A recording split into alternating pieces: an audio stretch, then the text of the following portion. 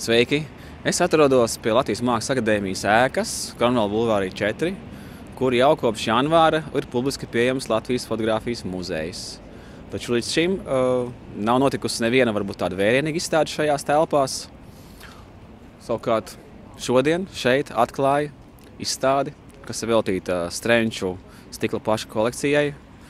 Tā droši vien varētu teikt ir pirmā tāda nopietnā izstāde, ko Latvijas fotogrāfijas muzejs savās jaunajās telpās īsteno, un tā notiekās šeit iekšā. Iesim un skatīsimies, kas šeit notiekas.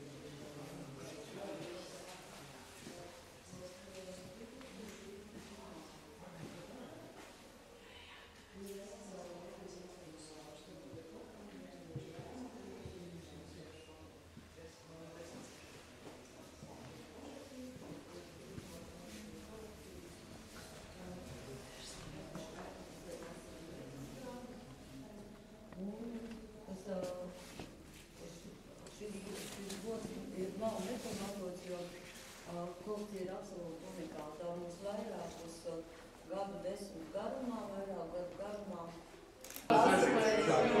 Čau, Daiga, tu esi jaunā fotomuzeja vadītāja. Jā, tā ir. Pastāsti mazliet par šīs izstādes stratēģiju. Kādi ir plāni, ko vēl darīt ar Strenču kolekciju? Vai šis ir tāds, kā nosacīti arī kaut kāda kulminācija, un ar to ir pēc tam domāts ceļot apkārt, vai arī kaut kas vēl notiksies? Izstāde ir būvēta kā ceļojošā, un mēs arī ļoti ceram, ka viņi ceļos, un zinot fotogalerijas ārzemēs, es ceru, ka viņi arī izbrauks ārpus Latvijas. Tā kā šobrīd mēs gatavojam piedāvājumu ar visiem tehniskajiem parametriem, jo, protams, katram, kurš ņemtu izstādi, ir jāzina, kā mēs redzam arī, tas aizņem zināmu telpu, par to ir jādomā par tehniskām lietām. Bet es domāju, ka es ļoti ceru, ka gribētāji būs, jo izstāde ir patiešām sirsnīga. Un tā doma par tā cilvēku dzīvi, kas tajā parādās tik dzīvi, es domāju, ka tas uzrunātu jebkuru vismaz Vidzemes reģionā. Un kāda plāna vadītājas amatā? Tuvākie. Tuvākiem mums noteikti ir jādomā par ekspozīcijas maiņu mūsu publiskajā telpā. Nākamā gada sākumā mēs pie tā aktīvi domājam, strādājam. Gribu, lai mums muzejā ienāk dažādākas tēmas, dažādāki cilvēki. Mums jau pagājušajā nedēļā bija filozofu lekcija, kas izrādījās publikai ļoti patikās. Mums pašiem arī bija interesanti un arī mums patikās. Paldies Kamoliņam, ka viņš piekrīt mūsu uzaicinājumam. Un es domāju, ka uz fotogrāfiju ir jāskatās. Fotogrāfija ir tā interesantā joma, kas skar pilnīgi visu mūsu cilvēku dzīves jomas. Mēs ar viņu saskaramies visur, ikdienā, mākslā, zinātnē. Un cilvēki par to domā, vismaz viena daļa cilvēku domā. Vai, tie, kur nedomā, tos pamudināt, lai viņi tomēr arī domātu. Un man gribētos skatīties tiešām uz fotogrāfiju kā uz fenomenu. Ne tikai mākslas fotogrāfiju, ne tikai vēsturiskā fotogrāfija, bet fotogrāfiju kā cilvēku dzīves daļu. Un tas, kā mēs ar viņu šajos jau pusotru gadsimtu sadzīvojam. Tās attiecības arī mainās. Vai šajā brīdī ir kaut kādas izmaiņas arī par šo pagaidu stāvokli šeit? Vai ir kaut kāda kustība? Šī brīdī nekādu pārmaiņu nav. Mums ir šis līgums. Un tur skatīsimies. Mums tā teikt ir 5 gadi, lai mēs atrastu to ceļu, kur mēs tālāk varam būt. Labi, paldies. Paldies. Čau, Džulija. Cik saprotu, es biju ļoti iesaistīts šajā projektā. Jā, gribētu Es turēšu. Labi. Jā, un patiesībā šis projekts, šī izstāde ir tikai viena no, tā ir viena redzamā daļa tam, kas noticis jau ilgstošākā laika posmā. Šoreiz ir sakritis tik veiksmīgi, ka man bija tiešām liels laiks iedziļināties Strenču kolekcijā, ir noties kārtīgs pētnieciskais darbs, un daudz kas no tā vēl patiesībā nemaz nav nācis gaismā, un par to pat vēl nevaram detalizēt runāt, bet tas viss ar laiku būs. Man ir liels prieks, ka šoreiz šo projektu pavadarīja pētniecība ar kārtīgu darbu. Kas ir tas galvenais, ar ko atšķirās šī Strenču izstāde no iepriekšējām, ņemot vērā, ka šis nav pirmais fotomuzeja projekts saistībā ar Strenčiem? Jā, es jau gaidīju tādu jautājumu noteikti no sabiedrības, kāpēc tad atkal tie Strenči, bet gribētu teikt, ka līdz šim Strenči ir tikuši ielikti tādos šaurākos rāmjos, kas nav slikti, protams, bet tie ir bijuši vai no Strenču Ziemassvētkos, vai vīriešu portreti, vai studijas portreti un tam līdzīgi. Šoreiz gribēju to kontekstu veidot plašāku un skart vairākas tēmas, piemēram, to, kā mēs iztēlojamies kādas vietas, iztēles geogrāfijā, un patiesībā arī tik smalku jautājumu, kurus vēl joprojām risinu, kas ir tas maģiskais, kas visiem šiem cilvēkiem, kas jau 20 gadus strādā ar Strenču kolekciju, kāpēc mēs visi tik ļoti, ļoti iemīlam šo kolekciju. Un patiesībā, tas zināmā mērā slēpjas tajās mazajās detaļās, tajās nejaušībās, ko šī tik skaitliski liela kolekcija var piedāvāt. Mēs redzam tās patiesās emocijas un dažādas apstākļu sakritības. Man gribētos teikt, ka tajos 13,000 katram ir kaut kāda iespēja iztēloties to savu laimīgo zemi savā ziņā. Cik saprotu, arī veidoja atlasi šai izstādē fotogrāfiju. Kas bija tās, varbūt, tie galvenie atslēgas darbi, ko tu atlasīji un uz kā pamata šis viss ir veidojies? Protams, no 13,000 izvēlēties jebkādu skaitli ir neiespējami, bet šoreiz kopā ir 60 fotogrāfijas, no kurām es aptuveni trešdaļu, mazāk veidoju, iezīmējot tās galvenās notikumus, profesijas un tam līdzīgi. Savukārt vispārējais ir tieši portreti un cilvēku grupas, pāri un tam līdzīgi. Čau, Artūr! Tu esi šīs izstādes mākslinieks. Pastāsti, kā tu tiki galā ar uzdevumu? Es gribēju tā, ka tu realizējās tāds kā tārpeja laikā un telpā, ka tas cilvēks var ienākt tumšā telpā un viss tā informācija, kas viņam tā kā ir pieejama, ir bildēs no 30. gadiem.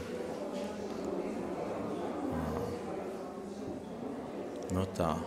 Un tad viņa vēl brauks apkārt, un tad tāda ceļojošā melnā kaste. Tu viņu viegli salikt un izjaukt un atkal salikt. Jā, tas ir līdzīgi kā ir tādas dekorācijas, kur no vienas puses ir tā pareizā puse un otra ir tā nepareizā puse, un arī to kreiso pusi ir paredzēts eksponēt, jo skaidrs, ka nevar jau zināt, kur viņa būs, tad lai ir interesanti arī skatīties uz to kreiso pusi. Un, man izskatās, ka šeit nav nekāda nosaukuma. Tas tā ir domāts, vai tie vienkārši nav pieejami, vai tas nav svarīgi? Man bija svarīga sajūta un tāds tas prāta iztēles moments, kad tiek iedots impulss un tad pārējo tā kā piedomā klāt. Jo tās bildes jau ir tā, ka viņas jau atkārtojās, un tas ir tāds ikdienas plūdums. Tā kā, man liekas, manā sapratnē tas ir lielāka nozīme par to atmosfēras burvību. Droši vien kāds domā arī savādāk, bet es tā. Parādi man, kas tur apakšā ir? Bildes. Tāds populārs stiprinājums. Tad arī vadiņš, kas pieiet klāt. Pievienots, kur katru to kasti tad var atsevišķu vienību paņemt un nekā lieka.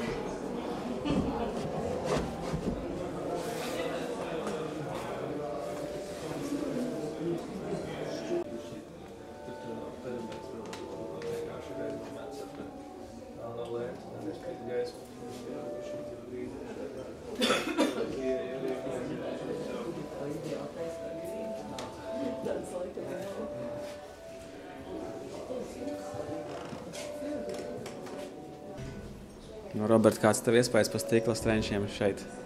Nu, kā tāds portāls uz to laiku, uz to vidi, viņš tiešām strādā, jo,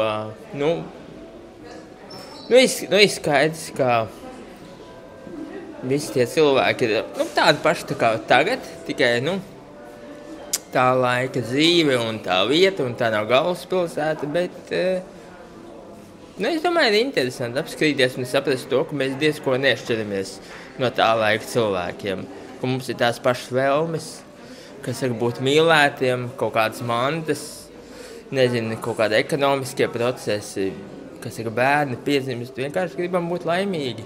Tā ka nekas pa lielam nav mainījies. Jā. Nu, jaunieši, kā jums izstāde? Patīkami redzēt tādas dzīvelīgas attēlus, kas nav digitāli saspiesti pēc analogajā un pēc tā noformējuma. Paldies rīkotājiem. Kāds tev pirmais iespējas? Labs risinājums, manuprāt, kā parādīt skrenču kolekciju tādā jaunā veidā. Liekas skaisti ar tiem ekrāniem un tā. Jā, nezinu, pagaidām arī viss. Kā tev atlasi? Par atlasi, man liekas, ka ir forši, bet lai parādītu vienkārši to daudzveidību. Bet, zinot to, ka tas apjoms tik liels, tur droši vien tā atlasi vajag subjektīvi šoreiz. Man liekas, ka vizuāli forši, bet, Tev ir kāda bilde, ko tu atceries? Jā, tur Kura? no tādas bohēmiskas ainavas. Cik es saprotu, tur tajā laikā, laikam Armands var labāk pateikt, tā ekspozīcija bija diezgan gara, un viņi tādu patīkami bija redzēt, ka čaļi tajā laikā bija tādi iestudēti, to bohēmisko ainavu bija uzbūruši, un tas man iespiedās atmiņā. Man kā māksliniekam bohēmē, Cik tur bija ekspozīcija ilga? Tāpat kaut kāda sekundi, pussekundi, kas mūsdienās varbūt šķiet ir ilgi. Jā. Bet tik un tādu jāiestudē bišķiņi. Viss jau īstenībā, kas tur ir iestudēts. Jā, patīkami. Skaidrs, tas ir dokumentāls kadrs, bet iestudēts. Ka tur ir tas balans starp dokumentāciju un iestudējumu, savā veidā. Bet tas iestudējums, tas ļoti ticams, un tas baigi. Protams, jo viņš vienkārši ir tehnoloģiski limitēts. Tas, man liekas, arī forši, kad šādā veidā, man liekas, tāpēc arī esmu daudzreiz, es nezinu, vai ir vajadzīgs internetam, bet, manuprāt, ir tas, ka tur vienmēr ir tā problēma, skatoties vēsturisku arhīvu, ka jāņem vērā tehnoloģiskās limitācijas dēļ, kā ir šāda estētika. Ka tas, manuprāt, tāpēc tas ir neatraujami, ka tu nevari paņemt tikai to, ka tas ir reprezentē to un to un to, bet tas ir tehnoloģiski tik un tā limitēts pašā sākumā. Un tādēļ ir vajadzīgs šis iestudējums, bet tas bieži vien nenozīmē kaut kādu mākslinieku vīziju īstenībā. Tas vienkārši tehnoloģijā bāzēta limitācija un iestudējums ir vajadzīgs pakaitot tam.